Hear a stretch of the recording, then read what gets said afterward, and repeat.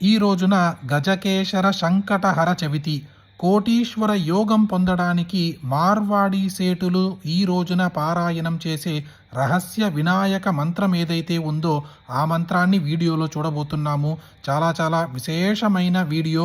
ఖచ్చితంగా అందరూ భక్తి శ్రద్ధతో వినాలి. ఓం సింధూరవర్ణం ద్విభుజం గణేశం లంబోదరం పద్మదలే నివిష్టం బ్రహ్మాదిదేవై పరిసేవ్యమానం సిద్ధైర్యుతం తం ప్రణమామి దేవం సృష్ట్యాదౌ బ్రహ్మణా సమ్యక్ పూజితః ఫలసిద్ధయే సదైవ పార్వతీపుత్రో రుణనాశం కరోతు మే త్రిపురస్య వదాత్ పూర్వం శంభునా సమ్యకర్చితః సదైవ పార్వతీపుత్రో రుణనాశం కరోతు మే హిరణ్యకశ్యపాదీనాం వదార్తే విష్ణునార్చితః సదైవ పార్వతీపుత్రో రుణనాశం కరోతు మే महिषस्य वधे देव्या गणनाथः प्रपूजितः सदैव पार्वतीपुत्रो ऋणनाशं करोतु मे तारकस्य वधात् पूर्वं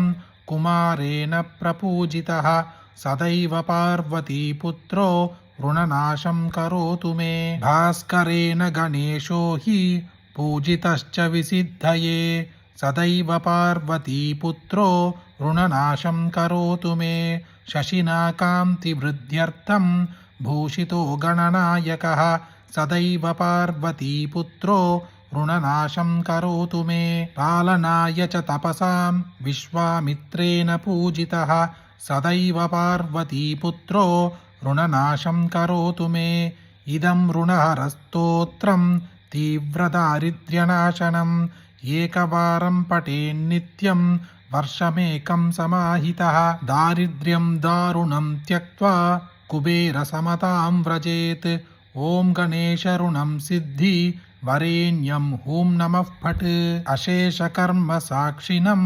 महागणेशमीश्वरं सुरूपमादिसेवितं त्रिलोकसृष्टिकारणं गजासुरस्य वैरिणं परापवर्गसाधनं गुणेश्वरं गणञ्जयं नमाम्यहं गणाधिपं यशोविधानमक्षरं पतङ्गकान्तिमक्षयं सुसिद्धितं सुरेश्वरं मनोहरं हृदि स्थितं मनोमयं महेश्वरं निधिप्रियं वरप्रदं गणप्रियं गणेश्वरं नमाम्यहं गणाधिपं नदेश्वरं नरेश्वरं नृतीश्वरं नृपेश्वरं तपस्विनं कटोधरं दयान्वितं सुधीश्वरं बृहद्भुजं बलप्रदं समस्तपापनाशनं गजाननं गुणप्रभुं नमाम्यहं गणाधिपम् उमासुतं दिगम्बरं निरामयं जगन्मयं निरङ्कुशं वशीकरं पवित्ररूपमाधिपम् प्रमोदतं महोत्कटं विनायकं कवीश्वरं गुणाकृतिं च निर्गुणं नमाम्यहं गणाधिपं रसप्रियं लयस्थितं शरण्यमर्घ्यमुत्तमं पराभिचारनाशकं सदाशिवस्वरूपिणं श्रुतिस्मृतिप्रवर्तकं सहस्रनामसंस्तुतं गजोत्तमं नराश्रयं नमाम्यहं गणाधिपं गणेशपञ्चचामरीं स्तुतिं सदा सनातनीं सदा गणाधिपं स्मरन् पठन् लभेत सञ्जन परां गतिं मतिं रतिं गणेशपादसारसे यशःप्रदे मनोरमे పరాత్పరే చ నిర్మలే. మీకు కోటి రూపాయలు రుణం ఉన్నా కూడా ఆ రుణమంతా తీరి కోటీశ్వర యోగం పొందడానికి ఈ రోజున గజకేసర సంకటహర చవితి కంటే ముఖ్యమైన రోజు మీకు దొరకనే దొరకదు. అలాంటి విశేషమైన ఈరోజు వీడియోలో చూసిన స్తోత్రము అందరూ ఖచ్చితంగా వినాలి. అలాగే అందరికీ షేర్ చేయండి.